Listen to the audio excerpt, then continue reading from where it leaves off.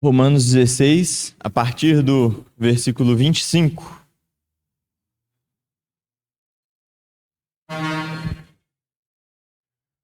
Ora, ao Deus que é poderoso para confirmar você segundo o meu evangelho, para a pregação de Jesus Cristo, conforme a revelação do mistério guardado em silêncio desde os tempos eternos e que agora tornou-se manifesto e foi dado a conhecer por meio das escrituras proféticas, segundo o mandamento do Deus eterno para a obediência da fé entre todas as nações, a este Deus único e sábio seja dada a glória por meio de Jesus Cristo para sempre. Amém.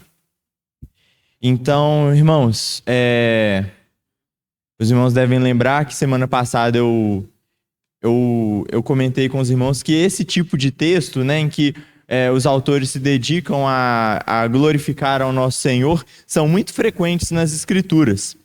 E nós passamos semana passada pelos textos que dizem sobre isso no Velho Testamento. Então, nós passamos pelos textos que dizem sobre isso no Velho Testamento de modo a responder 5 perguntas. Na verdade, 4 que nós respondemos semana passada. Que é, o que é a glória de Deus? Como glorificar a Deus? Por que glorificar a Deus? E se é possível ver a glória de Deus. Então, nós entendemos que a glória de Deus é um sinônimo de honra, um sinônimo de... glória de Deus é o atributo que justifica a sua posição de majestade. Nós glorificamos a Deus quando nós somos transformados pela glória de Deus e passamos a viver de um modo que demonstre o seu caráter e os seus atributos. Nós entendemos que devemos glorificar a Deus porque Ele é Criador dos céus e da terra, porque todas as coisas pertencem a Ele. E nós entendemos que ver a glória de Deus é contemplar a presença de Deus no meio do seu povo, que é o que Ele faz. Ele se revela no meio do seu povo, Ele se revela à igreja. E hoje eu gostaria de organizar 5 perguntas, que é, na nova aliança, como Deus manifesta a sua glória? O que Cristo representa nisso tudo? Quais os sinais de uma pessoa transformada para a glória de Deus? Eu acredito que nessa pergunta nós respondemos aquela 5ª pergunta que deixamos de responder semana passada, que é, quais os efeitos de ver a glória de Deus? Como glorificar melhor ao nosso Deus? E a última pergunta seria, qual o fim último de todas as coisas? Ou qual é o propósito eterno do nosso Senhor Deus? Então nós vamos trabalhar com os textos do Novo Testamento de modo a entender esses questionamentos. Então vamos ter uma palavra de oração antes de começarmos efetivamente. Senhor, nós te agradecemos pela sua graça, pela sua bondade. Agradecemos ao Senhor porque o Senhor é um Deus glorioso, ó Pai. O Senhor é um Deus magnífico. O Senhor fez um plano para que o seu nome fosse glorificado nessa terra e o Senhor decidiu que nós faríamos parte dele. Então o Senhor nos separou como povo eleito, como seu povo eleito, para que pudéssemos anunciar as suas virtudes, ó Pai. Então nós pedimos que o Senhor nos faça entender como glorificar melhor ao Senhor, ó Pai. Que isso seja um desejo ardente dos nossos corações e que façamos isso com todo o nosso ser, ó Pai. É isso que nós buscamos, é isso que nós pedimos ao Senhor, no nome do nosso amado Salvador, o Senhor Jesus Cristo, ó Pai. Amém. Irmãos, primeira pergunta. Na nova aliança, como Deus manifesta a sua glória? Então vamos começar lendo Hebreus 1, a partir do versículo 1 e 2, né?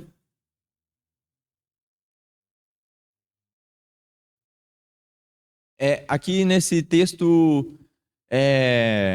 o autor ele vai nos apresentar um conceito que é muito importante para entendermos um panorama geral da Bíblia. E o texto diz: antigamente, Deus falou muitas vezes e de muitas maneiras aos pais pelos profetas, mas nesses últimos dias nos falou pelo Filho, a quem constituiu o herdeiro de todas as coisas, pelo qual também fez o universo. E é interessante esse texto porque ele nos apresenta muito bem um conceito da diferença do Velho e do Novo Testamento. Justamente porque no Velho Testamento as coisas nos são apresentadas como sombra das coisas que nos foram apresentadas no Novo Testamento através de Cristo e da sua obra que realizou essa nova aliança para com o seu povo.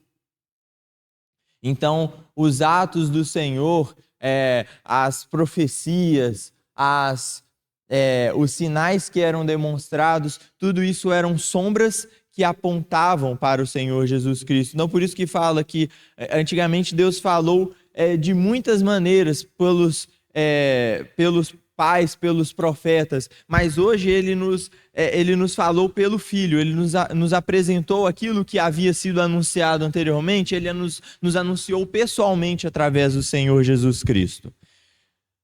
E nesse sentido também, nós podemos ler na própria carta aos Hebreus, no capítulo 10, no versículo 1, diz: ora, visto que a lei é apenas uma sombra dos bens vindouros, não a imagem real das coisas, nunca consegue aperfeiçoar aqueles que se aproximam de Deus com os mesmos sacrifícios que, ano após ano, continuamente eles oferecem. Isso é interessante porque é no mesmo capítulo em que o autor ele diz: o sangue de touros e bodes não são capazes de retirar os pecados. Então, aquelas obras, aqueles sacrifícios que os sacerdotes faziam ano após ano de sacrificar os animais para o perdão do povo de Israel, aquilo não tinha poder de retirar os pecados. Aquilo apontava para o sacrifício do Senhor Jesus, que viria e que tiraria os pecados daquela geração presente do nosso Senhor Jesus, das gerações passadas e das nossas, como gerações futuras ao Senhor Jesus. Então,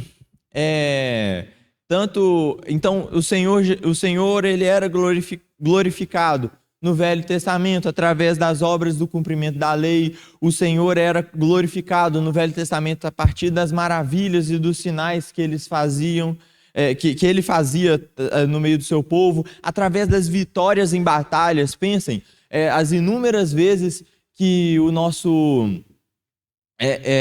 que nós vemos o povo de Israel em situação completamente desfavorável e eles venceram por causa da mão do Senhor livrando esse povo. O Senhor também, o Senhor ele manifestava a sua glória através dessas situações, mas justamente para apontar a forma como ele manifestaria a sua glória no tempo presente. E aí, semana passada, após essa reunião, o Pablo até me procurou e aí ele lembrou de um versículo muito interessante, que é 2 Coríntios 4:6. E esse versículo diz: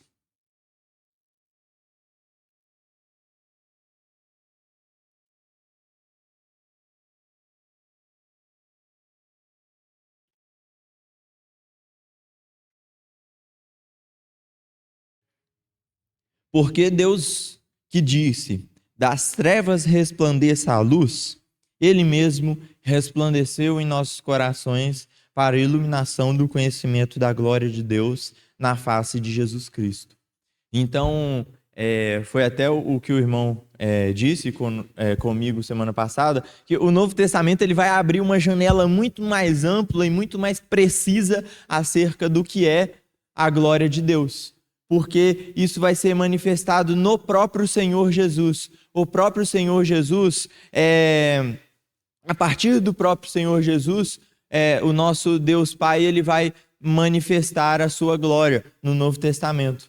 E ele continua manifestando através do Espírito Santo e a partir da lembrança daquela obra que foi realizada há 2 milênios atrás. Então,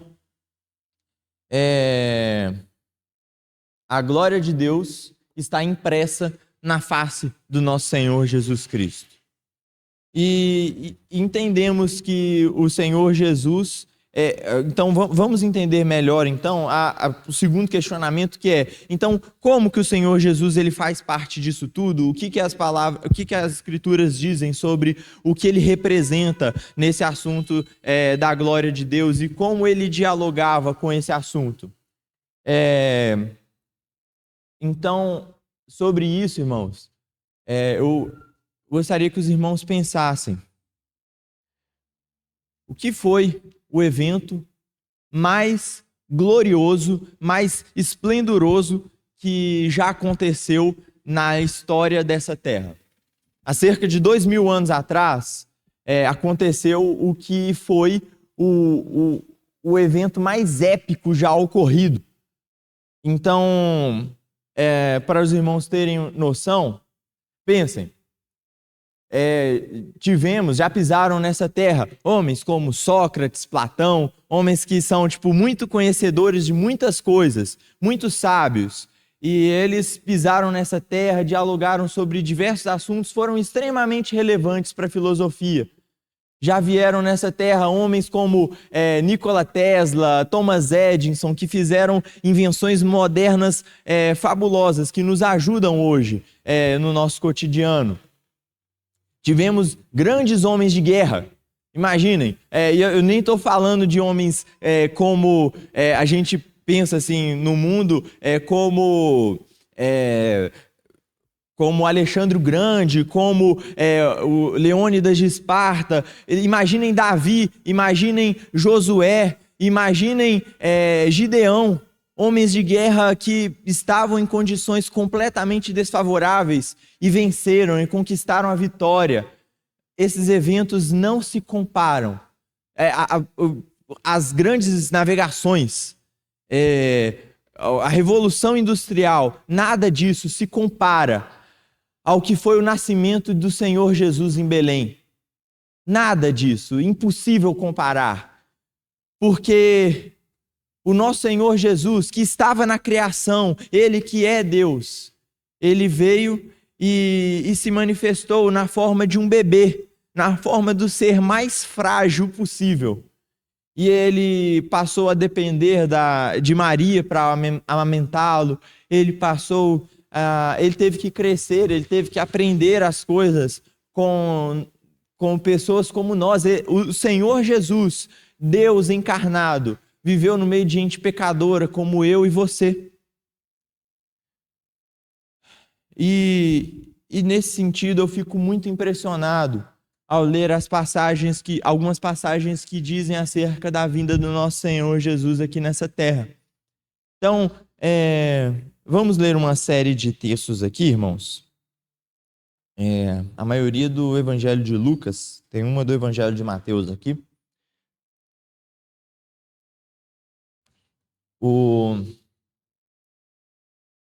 Então vamos começar lendo Lucas capítulo 2, a partir do versículo 8.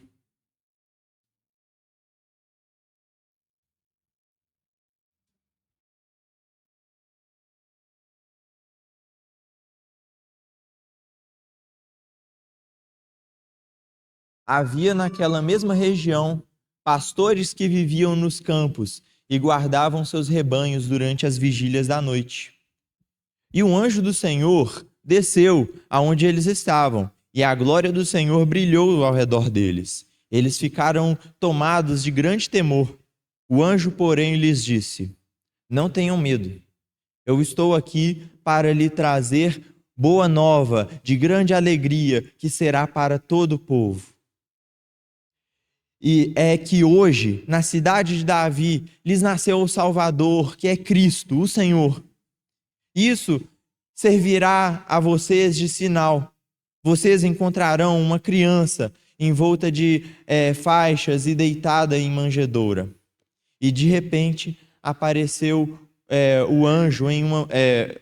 apareceu com o anjo uma multidão do exército celestial, louvando a Deus e dizendo: Glória a Deus nas maiores alturas, paz na terra entre os homens, a quem Ele quer bem. Quando os anjos se afastaram deles e voltaram para o céu, os pastores disseram uns aos outros: Vamos até Belém, vejamos os acontecimentos que o Senhor nos deu a conhecer. Foram depressa e encontraram Maria e José e a criança deitada na manjedoura. E vendo isso, divulgaram o que lhes tinha sido dito a respeito deste menino. Todos os que ouviram se admiraram das coisas relatadas pelos pastores. Maria, porém, guardava todas essas palavras, meditando no coração. E os pastores voltaram glorificando e louvando a Deus por tudo o que tinham ouvido e visto, como lhes tinha sido anunciado. Lucas 19, a partir do versículo 35.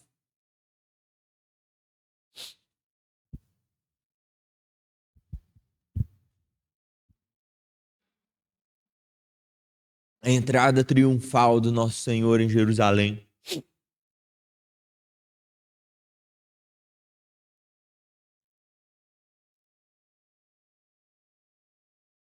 Então trouxeram o jumentinho até Jesus e, pondo as suas capas sobre o animal, ajudaram Jesus a montar. À medida que Jesus avançava, as pessoas estendiam as suas capas no caminho. E quando Jesus se aproximava da descida do Monte das Oliveiras, a multidão dos discípulos começou com muita alegria a louvar o Senhor em alta voz por todos os milagres que tinham visto. E diziam: Bendito é o Rei que vem em nome do Senhor, paz no céu e glória nas maiores alturas. Alguns dos fariseus lhe disseram em meio à multidão: Mestre, repreenda os seus discípulos. Mas Jesus respondeu: Eu afirmo a vocês que se eles se calarem, as próprias pedras clamarão. Lucas 23, a partir do verso 44.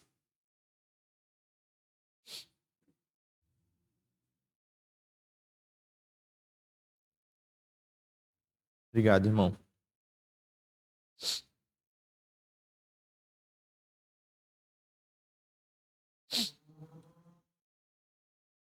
Já era quase meio-dia. Escurecendo-se o sol, houve trevas em toda a terra, às 3 horas da tarde, e o véu do santuário se rasgou ao meio. Mateus 27, a partir do versículo 50.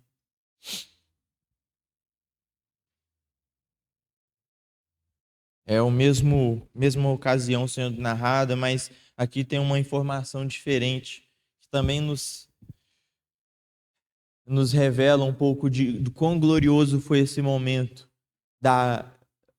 em que o Senhor Jesus estava nessa terra. E Jesus, clamando outra vez em alta voz, entregou o Espírito. E eis que o véu do santuário se rasgou em 2 partes, de alto a baixo. A terra tremeu e as rochas se partiram. Os túmulos se abriram e muitos corpos de santos já falecidos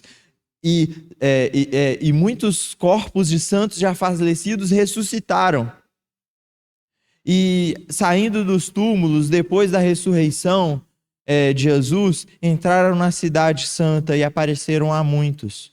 O centurião e os que guardavam Jesus, vendo o terremoto e tudo o que se passava, ficaram possuídos de grande temor e disseram: verdadeiramente, este era o Filho de Deus. Então, o motivo de eu ler esses textos com os irmãos é justamente mostrar isso, irmãos. Não houve nada mais grandioso, nada mais esplendoroso do que a vinda do nosso Senhor Jesus aqui na terra.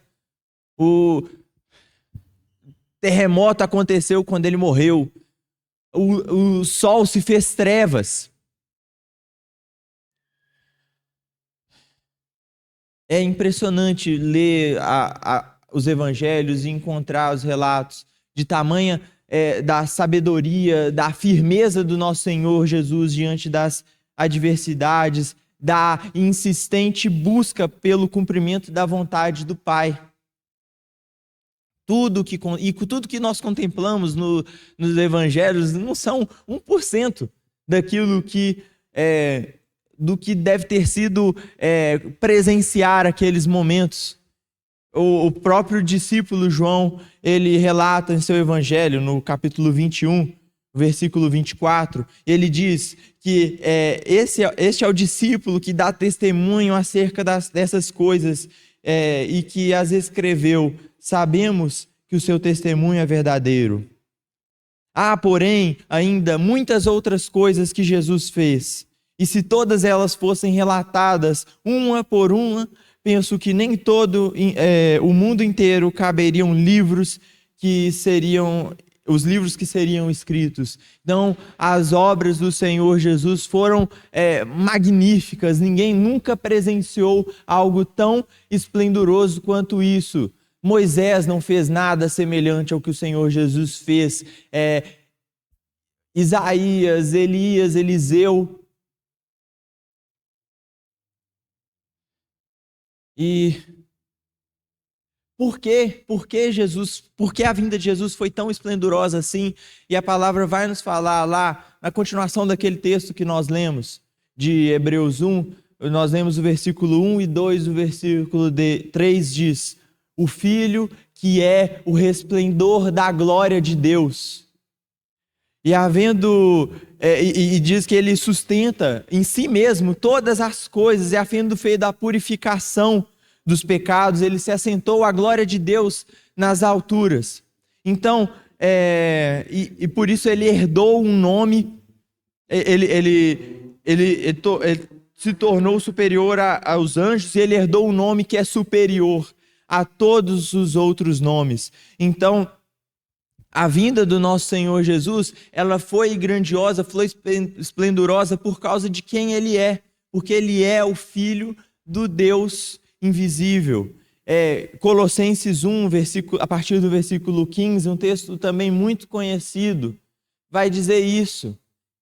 Ele é a imagem do Deus invisível, o primogênito de toda a criação, pois nele foram criadas todas as coisas nos céus e na terra, as visíveis, as invisíveis, sejam tronos, sejam soberanias, quer principados, quer potestades, tudo foi criado por meio dele e para ele. Ele é antes de todas as coisas e nele tudo subsiste. Ele é a cabeça do corpo, que é a igreja. Ele é o princípio, o primogênito dentre os mortos, para ter a primazia em todas as coisas. Porque Deus achou por bem que nele residisse toda a plenitude. Por que Jesus é a exata expressão do Pai? Por quê? Porque em cada ato do nosso Senhor Jesus, ele buscava cumprir a vontade de Deus. Jesus foi humilhado por diversas vezes, e isso porque ele estava buscando cumprir a vontade do Pai. Então, nós vemos em Isaías que diz que o nosso Senhor Jesus foi chamado de varão de dores. O Senhor Jesus, ele teve uma morte terrível, e ele sabia que isso aconteceria, porque ele sabia que era necessário cumprir a vontade de Deus. Era uma intenção muito bela do nosso Senhor Jesus. Então nós vemos isso, essa intenção dele, quando lá em João 4, a partir do versículo 30, que os discípulos saíram e pediam a Jesus dizendo: Mestre, coma. Mas ele lhes disse, verso 32, tenho para comer uma comida que vocês não conhecem. Então os discípulos começaram a dizer entre si: será que alguém lhe trouxe algo para comer? Jesus lhes declarou: a minha comida consiste em fazer a vontade daquele que me enviou e realizar a sua obra. Então, esse era a intenção do nosso Senhor Jesus. A todo momento, ele se satisfazia em cumprir a vontade do Pai. E o próprio Senhor Jesus, ele diz em outras ocasiões, por exemplo, no capítulo 5 de João, no versículo 30, que diz: eu nada posso fazer por mim mesmo, assim como ouço, julgo. O meu juízo é justo, porque não procuro a minha própria vontade, mas sim a daquele que me enviou. Capítulo 6, versículo 38. Porque eu desci do céu, não para fazer a minha própria vontade, mas a vontade daquele que me enviou. E a vontade de quem me enviou é esta: que eu não perca nenhum dos que ele me deu. Pelo contrário, eu o ressuscitarei no último dia. Capítulo 12, versículo 23. Então Jesus se dirigiu a eles dizendo: é chegada a hora de ser glorificado o Filho do Homem. Em verdade, lhes digo, se o grão de trigo caindo em terra não morrer, ele fica só. Se morrer, produz muito fruto. Então o Senhor Jesus, ele sabia que a vinda dele era necessário que ele passasse por todo o sofrimento, que era necessário que ele se humilhasse, que ele morresse e que ele se entregasse, porque assim ele produziria fruto. Era assim que ele buscava cumprir a vontade do Pai.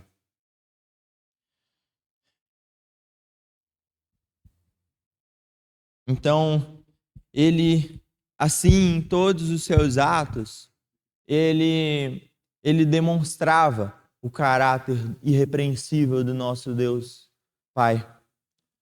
É nesse sentido que ele responde a Filipe, quando Filipe pede a ele que deixe-nos ver o Pai. E aí ele diz: Filipe, há tanto tempo vocês andam comigo e vocês ainda não viram o Pai. Quem vê a mim, vê ao Pai. E nós cantamos isso, né? Quem vê a Cristo, vê ao Pai. Sim, vê seu coração. Então, é dessa forma que Jesus, ele é a imagem do Deus invisível. Ele é o primogênito de toda a criação. Tem uma poesia muito bonita que eu já li para os irmãos em um Partir do Pão. É uma poesia de um irmão chamado Marco Teles. E ele passa isso de uma maneira tão profunda, irmãos. Gostaria de ler um trecho aqui com os irmãos, que é: a luz estava finalmente entre nós, e nós vimos a sua glória, como se fosse o próprio Filho perfeito de Deus, e ele, na verdade, o é. É a imagem do Deus invisível, o espelho perfeito do divino. Em cada um de seus movimentos foi um reflexo do caráter irrepreensível do Pai. Sua fala, um eco da vontade perfeita de Deus. Seus atos, uma demonstração dos seus juízos e da misericórdia entre os homens. E isso porque foi do agrado do próprio Pai que nele habitassem toda a plenitude. Nele em quem todas as coisas foram feitas e no qual tudo subsiste, o que é visível, o que é invisível, tronos, dominações, tudo partiu dele e tudo existe por meio dele, e ele esteve entre nós e nós vimos. Isso precisa ficar claro para nós, irmãos. Toda a vida do nosso Senhor Jesus, tudo o que ele fez, objetivou demonstrar a nós a glória do nosso Deus.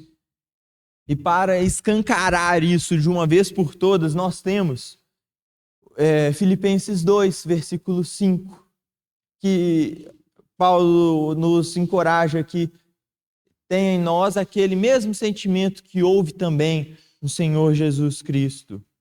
Aí no versículo 6 diz que, mesmo existindo na forma de Deus, não considerou ser igual a Deus, algo que não considerou o ser igual a Deus algo que deveria ser retido a qualquer custo. Pelo contrário, ele se esvaziou e, assumindo a forma de servo, tornando-se semelhante aos seres humanos e reconhecido em figura humana, ele se humilhou, tornando-se obediente até a morte e morte de cruz. Por isso também Deus o exaltou sobremaneira e lhe deu um nome que está acima de todo nome, para que ao nome de Jesus se dobre todo o joelho nos céus e na terra, debaixo da terra, e toda língua confesse que Jesus Cristo é o Senhor, para a glória de Deus Pai. Então tudo é para isso, é para que a glória do nosso Deus Pai seja manifestada no nosso meio.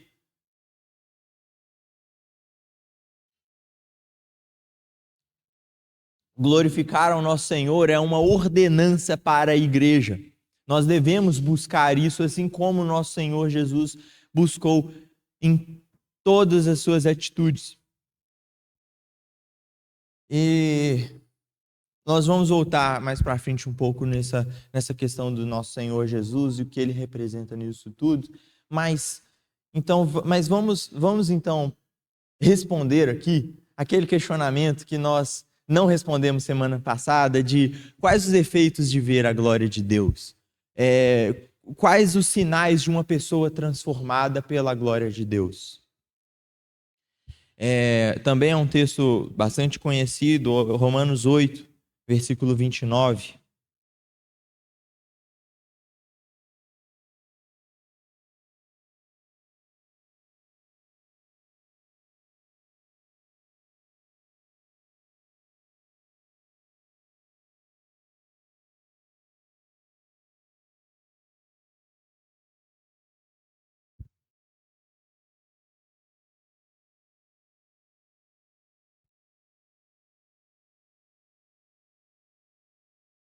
Pois aqueles que Deus de antemão conheceu, ele também predestinou para serem conformes à imagem de seu Filho, a fim de que ele seja o primogênito entre muitos irmãos. E aos que predestinou, a esses também chamou. E aos que chamou, a esses também justificou. E aos que justificou, a esses também glorificou. Filipenses 2,5, nós já lemos, que diz que tenha em vós o mesmo sentimento que houve também em Jesus Cristo. Eu acho esse versículo muito interessante em uma versão da Bíblia que se chama Nova Versão Transformadora, NVT, que ele utiliza a palavra atitude ao invés de pensamento. Então diz que haja em vós a mesma atitude que houve também em Jesus Cristo. Então é uma forma de pensar, é uma forma de agir, é um comportamento, é uma atitude. Que haja em nós a mesma atitude que houve no nosso Senhor Jesus Cristo. E aí esse encorajamento que há no nosso meio, que há, né, na palavra, que nós sejamos transformados à imagem do Senhor Jesus Cristo, porque lá em Romanos 8 diz que ele nos predestinou para sermos a imagem do seu Filho amado, e Filipenses diz que haja em nós esse mesmo sentimento que houve nele. E em Gálatas 2, Gálatas 5, versículo 22, vai nos orientar também para que andemos em espírito. E aí nós falamos semana passada sobre esse texto, sobre que esse fruto do Espírito são justamente virtudes do nosso Deus. Então, o texto diz: mas o fruto do Espírito é o amor, a alegria, paz, longanimidade, benignidade, bondade, fidelidade, mansidão, domínio próprio. Contra essas coisas não há lei. E os que são de Cristo crucificaram a sua carne com as suas paixões e os seus desejos. Se vivemos no Espírito, andemos também no Espírito. Então, essa exortação. Então, os que são de Cristo já crucificaram a sua carne, os seus desejos, e eles agora vão passar a viver demonstrando essas virtudes que são demonstradas nos versículos 22 e 23. 1 Pedro 2, no versículo 9, nós também lemos semana passada, que diz: vocês, porém, são geração eleita, sacerdócio real, nação santa, povo de propriedade exclusiva de Deus, a fim de proclamar as virtudes daquele que nos chamou para as trevas, que nos chamou das trevas para a sua maravilhosa luz.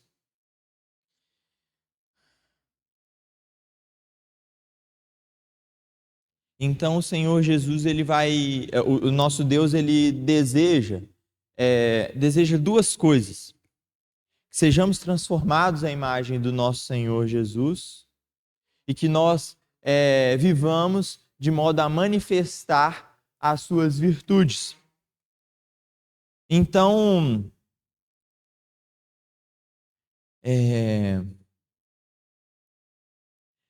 ver a glória de Deus implica nisso, né? Então vamos lembrar daquilo que nós lembramos semana passada sobre o que é ver a glória de Deus. Ver a glória de Deus é contemplar a presença do nosso Deus no meio do seu povo. E aí nós lembramos semana passada que nós podemos contemplar a presença do nosso Deus quando nos reunimos para perseverar na doutrina dos apóstolos, na comunhão, na oração e no partir do pão.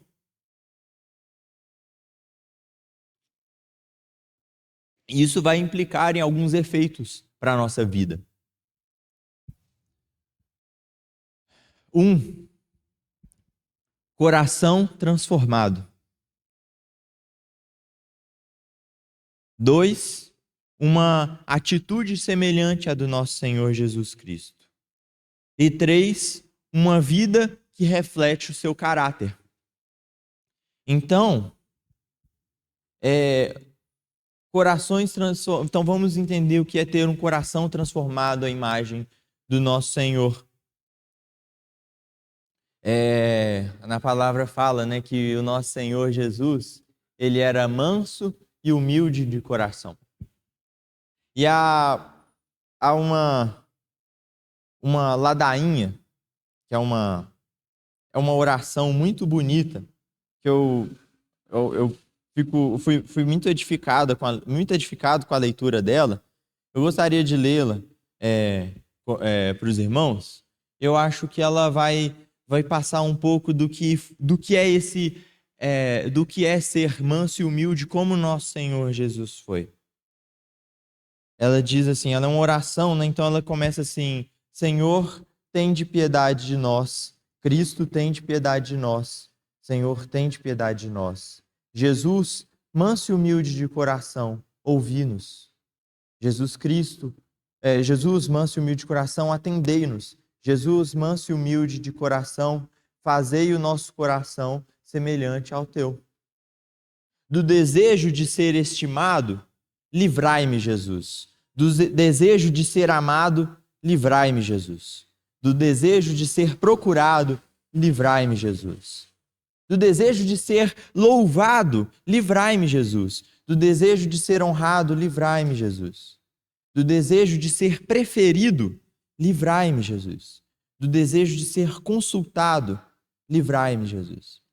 Do desejo de ser aprovado, livrai-me, Jesus. Do desejo de ser adulado, livrai-me, Jesus. E aí essa oração vai falar sobre diversas coisas que nós buscamos, porque a nossa carne busca isso, nossa carne busca ser adulada, busca ser, o nosso ego busca ser massageado. E aí essa oração ela continua e diz assim: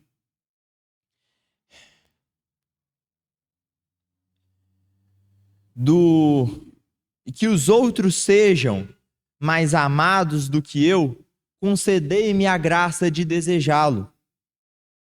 Que os outros sejam mais estimados que eu, ó Jesus, concedei-me a graça de desejá-lo. Que os outros possam crescer na opinião do mundo e que eu possa diminuir, ó Jesus, concedei-me a graça de desejá-lo. Que aos outros seja concedida mais confiança no seu trabalho e que eu seja deixado de lado. Que concedei-me a graça de desejá-lo. E aí fala que os outros sejam louvados e eu seja esquecido. E que os outros possam ser mais santos que eu. Então é esse o coração de sermos mansos e humildes, como o Senhor Jesus foi. Ele buscou servir a todo momento, ele se fez servo, ele se colocou na posição do mais baixo. E nós, geralmente, nós vamos procurar estarmos acima do outro e olharmos para os outros de cima e achamos que servir ao próximo, nós servimos ao próximo quando estamos em uma posição de superioridade.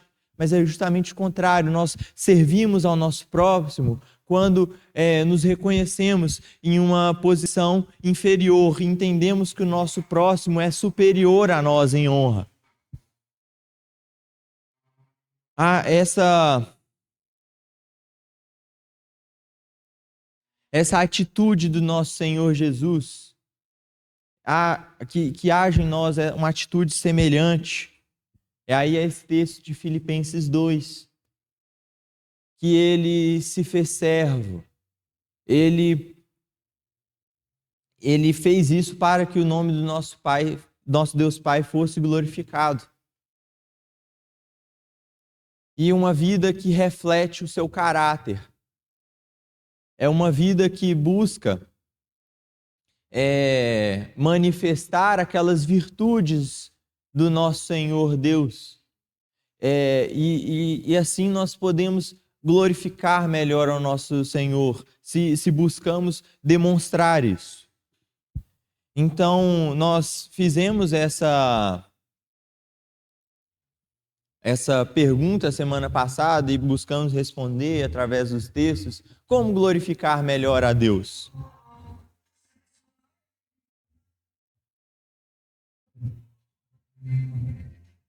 Não dá para continuar falando com esses carro de som, mas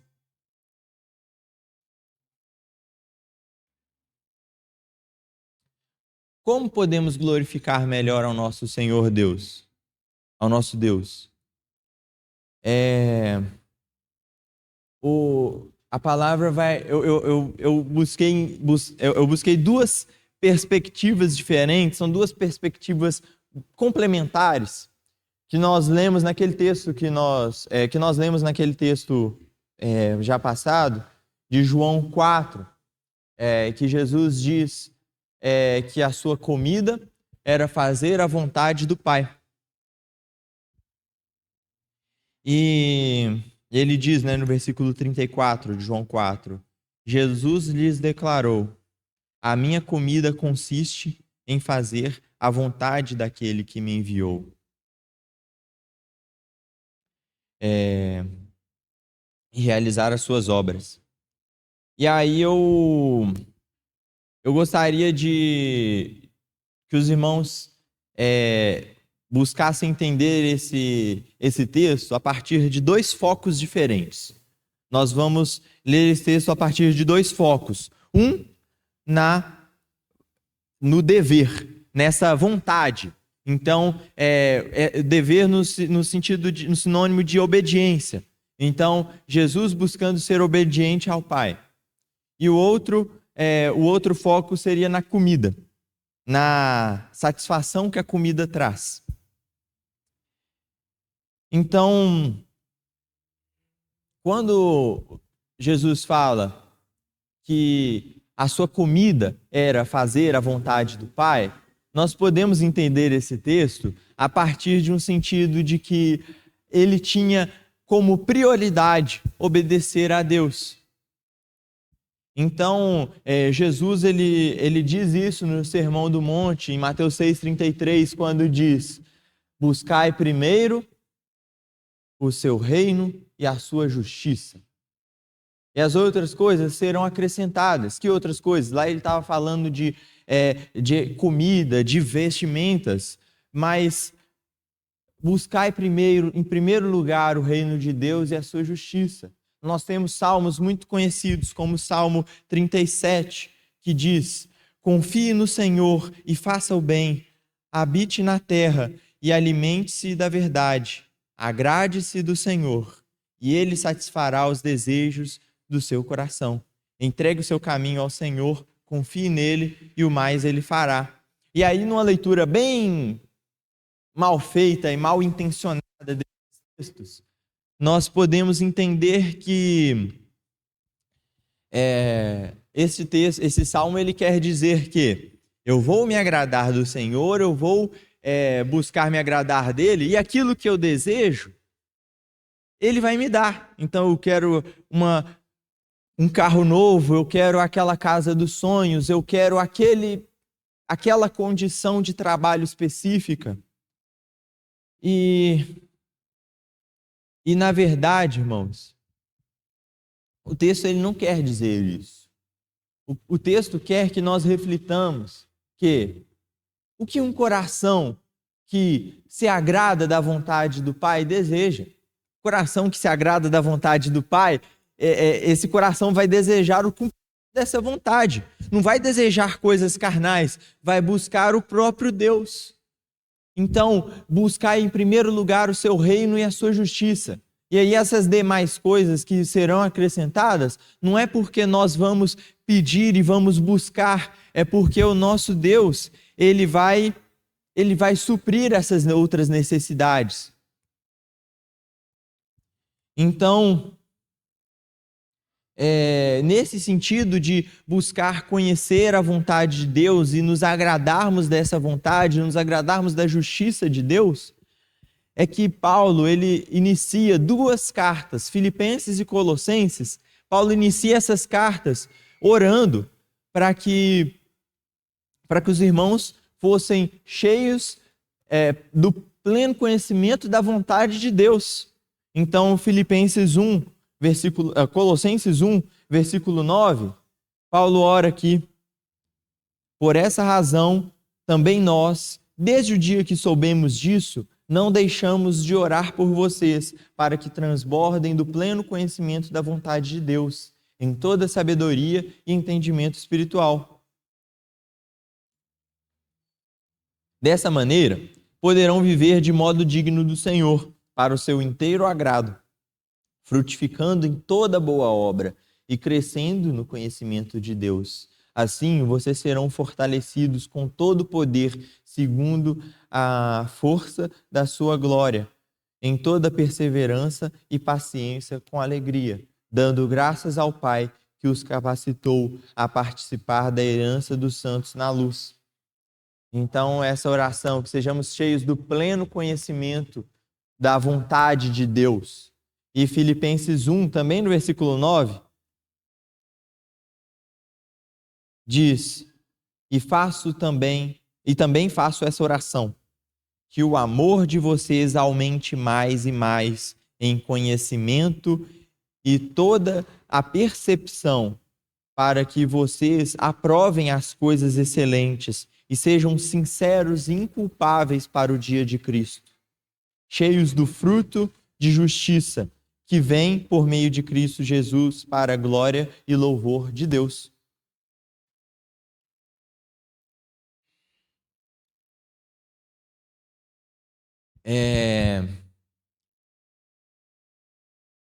Essas orações, elas são muito interessantes por isso, porque elas vão pedir para que nós sejamos cheios do pleno conhecimento da vontade de Deus. Então, esse pedido, ele tem essa finalidade. Nós vamos glorificar a Deus quando a vontade de Deus for uma prioridade nas nossas vidas. Quando uma vida espiritual for o que reina em nossas vidas, não uma vida carnal. E aí o irmão Pablo também já martelou isso várias vezes. Existe alguma chance, irmãos, da nossa carne glorificar a Deus? Existe alguma chance do nosso velho homem glorificar a Deus? Absolutamente não. O nosso velho homem vai buscar a glória própria. O nosso velho homem vai buscar se exaltar. E é isso que é incompatível. É incompatível com uma vida cristã, o nosso velho homem. Nós seríamos incompatíveis com tudo isso que está acontecendo aqui se não fosse a graça e a misericórdia do nosso Deus. Se não fosse a obra que o nosso Senhor Jesus realizou no Calvário, obra essa que nós já cantamos e lembramos dela agora há pouco. E Tiago, ele vai falar, ele fala mais ou menos nesse sentido também, quando ele diz lá que orai e não pedistes e não recebestes. Por quê? Porque vocês pedem mal, porque vocês pedem para gastar nos seus próprios deleites. Nós devemos pedir de acordo com aquilo que é o interesse do nosso Deus.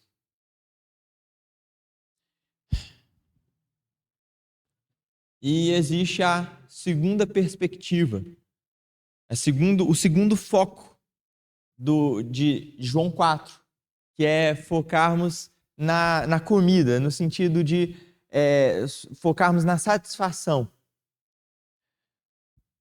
Então fala lá, Jesus diz: a minha comida consiste em fazer a vontade daquele que me enviou. E a comida, ela tem essas duas funções, né? De nos nutrir, nos dar os nutrientes que nós necessitamos para podermos viver de um modo saudável. E a comida também tem essa função de nos trazer conforto, saciedade. Pessoas com fome tendem a tomar decisões ruins. Eu gosto bastante de assistir no YouTube alguns vídeos de pessoal que faz acampamento, faz sobrevivência na selva, e eu jamais faria uma expedição dessas, mas eu gosto de assistir quem tem coragem de fazer. E tem uma pessoa que estava fazendo um vídeo, que ela estava montando uma mochila de expedição.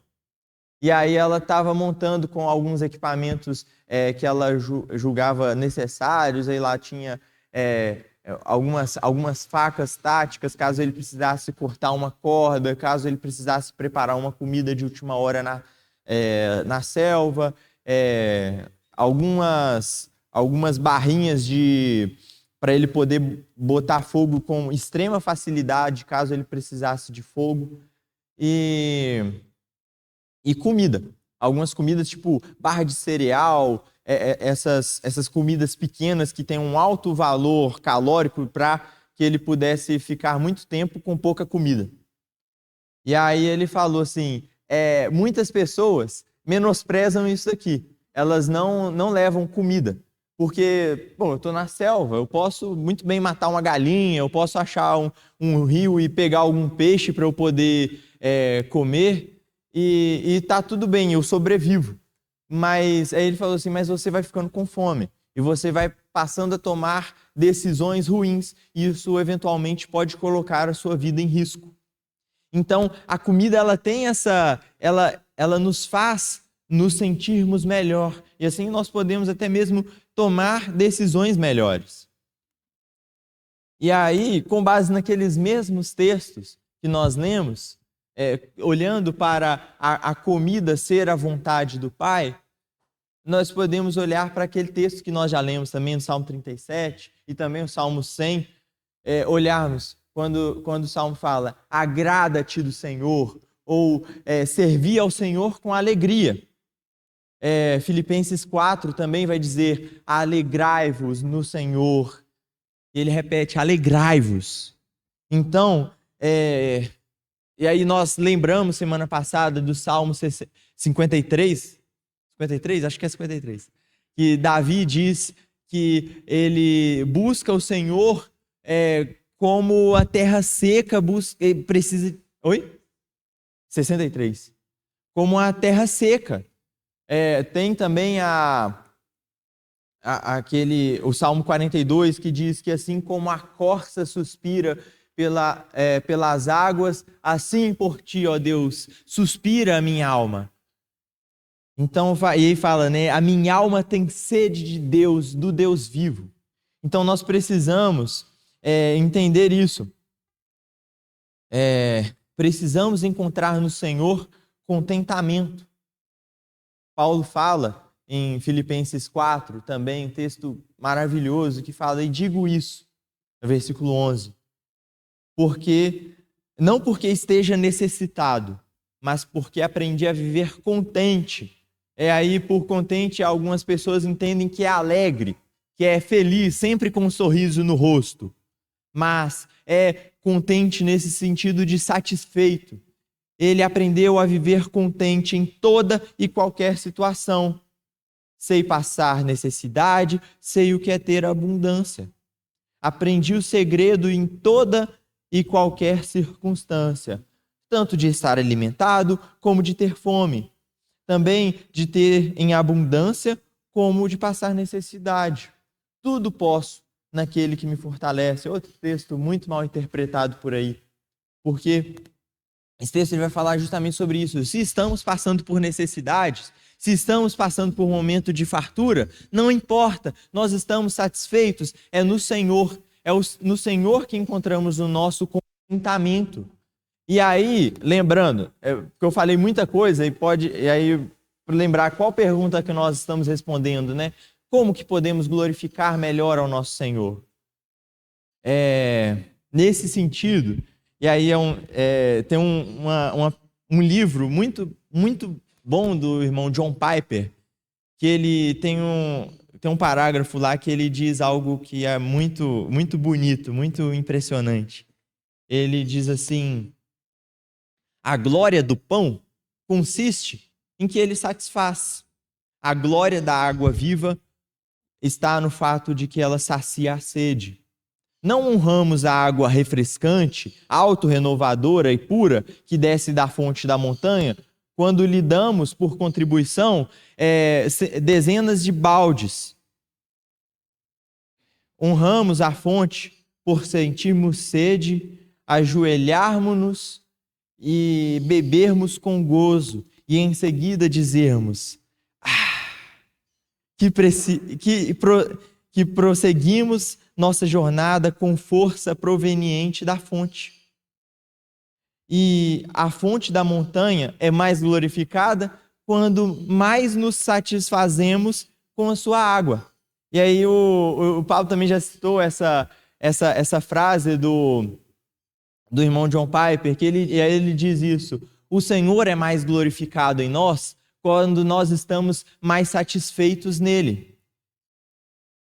Então é quando nós estamos mais satisfeitos no Senhor, quando encontramos contentamento nas coisas que Ele nos dá, é que nós vamos buscar de uma maneira eficaz o cumprimento da sua vontade. E assim nós vamos poder glorificar mais ao nosso Senhor.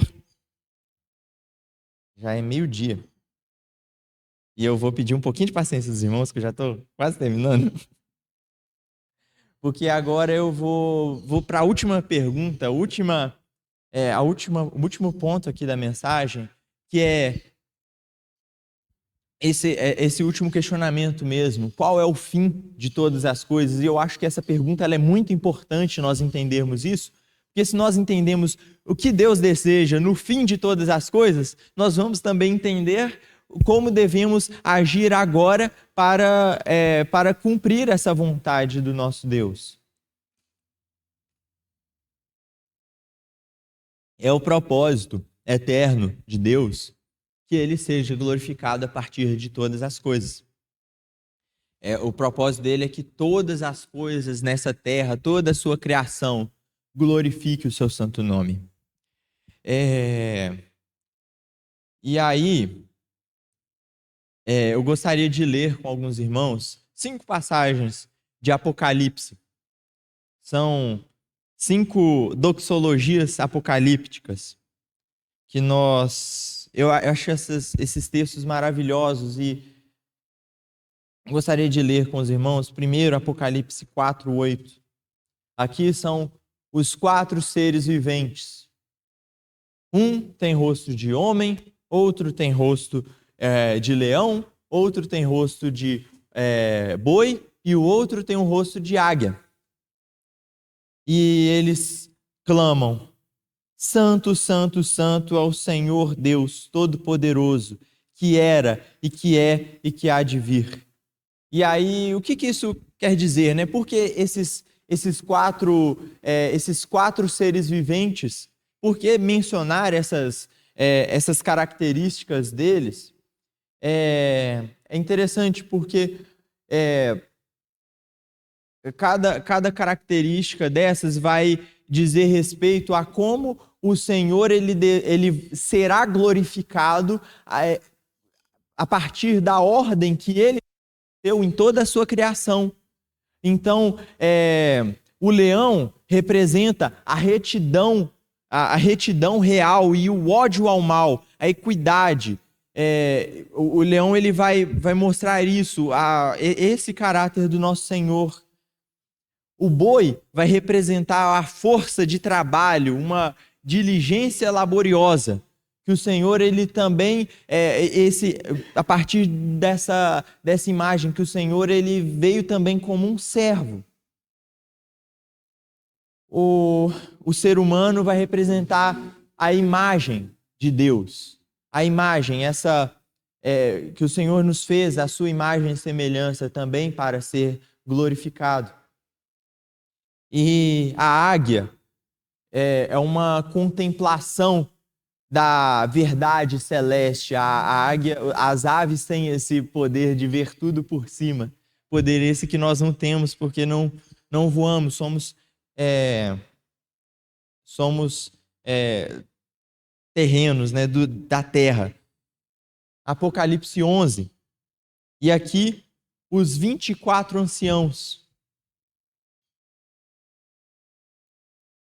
Os 24 anciãos dizem: Tu és digno, Senhor e Deus nosso, de receber a glória, a honra e o poder, porque criaste todas as coisas e por sua vontade elas vieram a existir e foram criadas. E esses 24 anciãos, nós podemos entender que é o povo de Deus entronizado nos céus, que vai falar antes lá que desses 24 anciãos. Então, que eles em tronos, né? Então, assim, o povo de Deus reinando com ele e dessa forma glorificando ao nosso Senhor. E aí o próximo texto é Apocalipse 5, a partir do versículo 9, em que se juntam os 4 seres viventes e os 24 anciãos.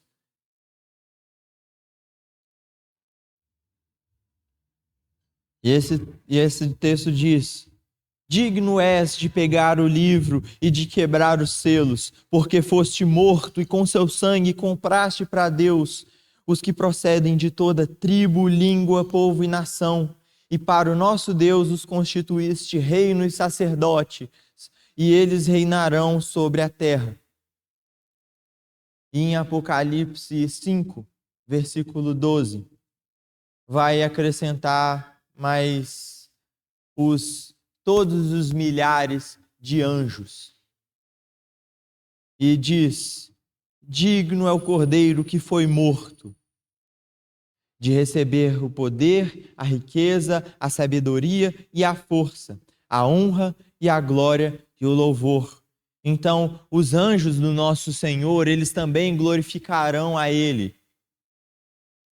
E o versículo 13, em que os 4 seres viventes, os 24 anciãos, todos os milhares de anjos e toda a criação da terra, debaixo da terra e dos mares, dizem: Àquele que está sentado no trono e ao Cordeiro, seja o louvor e a honra e a glória para todo sempre. Amém. Não restou nada, irmãos, nada. Nenhuma criatura que o Senhor fez, nada. tudo vai glorificar ao nosso Senhor no último dia. E por que que nós achamos que isso não deve ser uma busca nossa? Por que que nós achamos que devemos satisfazer o nosso ego? Por que que nós achamos que devemos glorificar a nós mesmos? No último dia, todas as coisas glorificarão ao nosso Senhor. E se pensarmos, mas e os ímpios? E os ímpios? O Renato até procurou a gente semana passada, me procurou semana passada no final lá, e aí nós conversamos sobre isso. Não escandalizem com essa primeira frase, irmãos. Os ímpios vão glorificar ao Senhor também no último dia. Mas os ímpios serão glorificados ao Senhor quando eles forem condenados, porque o Senhor vai manifestar através disso a sua justiça e a sua vontade também. Então, nós devemos buscar agora glorificar e mostrar as virtudes do nosso Senhor e mostrar de maneira assim, insistente tudo isso. Não é nada para a nossa glória, irmãos. Nada, nada, nada. É tudo para glorificar o nosso Senhor. O Senhor arquitetou tudo de maneira extremamente maestral. Toda a história foi desenhada pelo nosso Senhor para que no final ele fosse glorificado. E é por isso. E aí ele decidiu, no meio dessa história, ele decidiu nos incluir nisso. Nós, a igreja do Senhor, ele decidiu nos salvar, um povo pecador, um povo miserável, indignos. Fomos nós que matamos o nosso Senhor Jesus e ele decidiu que nós fizéssemos parte dessa história, que nós também pudéssemos glorificá-lo através do serviço, através de mentes transformadas à imagem dele. E é por isso que nós temos Romanos 11. Romanos 11, 33. Eu acho que é um dos textos mais bonitos dessa carta de Paulo aos Romanos, que diz: ó profundidade das riquezas, tanto da sabedoria como do conhecimento de Deus. Quão inexplicáveis são os seus juízos, quão insondáveis são os seus caminhos. Pois quem conheceu a mente do Senhor? Quem foi o seu conselheiro? Ou quem primeiro deu alguma coisa a Deus para que isso lhe seja restituído? Porque dele, por meio dele, para ele são todas as coisas. A ele seja a glória para sempre. Amém. E nesse sentimento, eu pedi aos irmãos que cantassem uma canção que é justamente uma dessas doxologias apocalípticas que nós lemos, né? Um desses textos de Apocalipse que nós passamos por ele. Mas eu gostaria de deixar um encorajamento aos irmãos antes. Nós devemos ser cheios de todo o conhecimento da vontade do nosso Deus, todo o conhecimento da glória dele, que busquemos isso de maneira insistente, através da leitura da palavra, através da comunhão, através da oração. Nós devemos demonstrar as virtudes do nosso Deus, também de uma maneira insistente. As nossas características carnais não devem prevalecer, porque o nosso homem caído é uma completa ofensa ao nosso Deus. E que ele seja visto através do nosso caráter. Busquemos, assim como o Senhor Jesus, através do caráter dele, o Pai foi visto, que nós busquemos resplandecer isso. Então, antes de cantarmos e encerrar, vamos ter uma breve palavra de oração.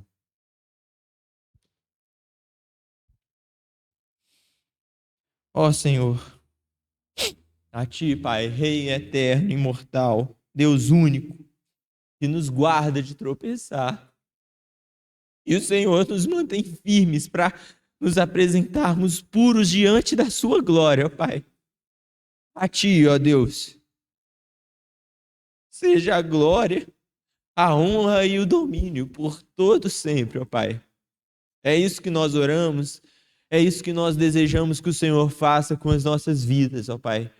Que seja mesmo para a honra e a glória do Senhor, ó Pai, do nosso Senhor Jesus.